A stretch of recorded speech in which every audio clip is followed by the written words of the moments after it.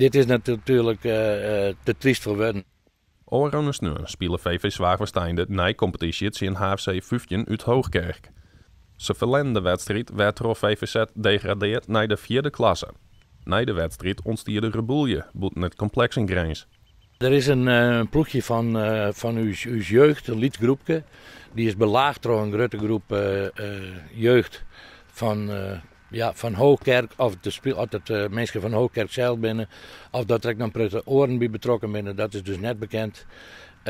Deze jongens van u die weer onderwijs naar de bus. En zij ben dus daar belaagd onderwijs, boeten het complex dus. Door een groep jongens werd bij uit een van uw jongens nog een paar tikken gekregen had. En dat gaat gelukkig wel je verder wel goed met hem. Maar daar ben een paar van mensen begeleiders van Hoogkerk, die ben er dus tussen gekomen.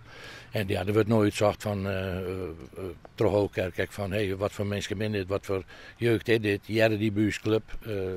Dus dat moet al hier nog duidelijk worden. HFC is intussen druk dwaande om helder te krijgen waar verantwoordelijk wie voor de belaging. De wedstrijd verandert gemoedelijk nevens de voorzitter van VV Zwaagwesteinde. De Vries stiert goed in contact met het slachtoffer. Ik had zaterdag gelijk met Sjenheid nog contact toen zaterdag. En die weer dus zelf direct aanwezig. En ik had juist dus ik weer contact met hem gehad. En die is vooralsnog weer dat er geen aangifte.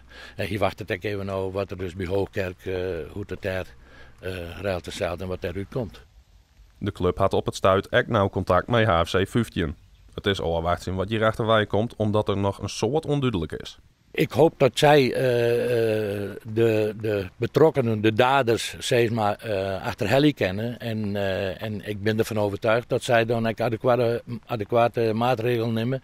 Want ze winnen inderdaad net maal zo dit gedrag. Want ze balen daar natuurlijk ook als een stekker. Want je zit net bestuurslid en net in op te wachten.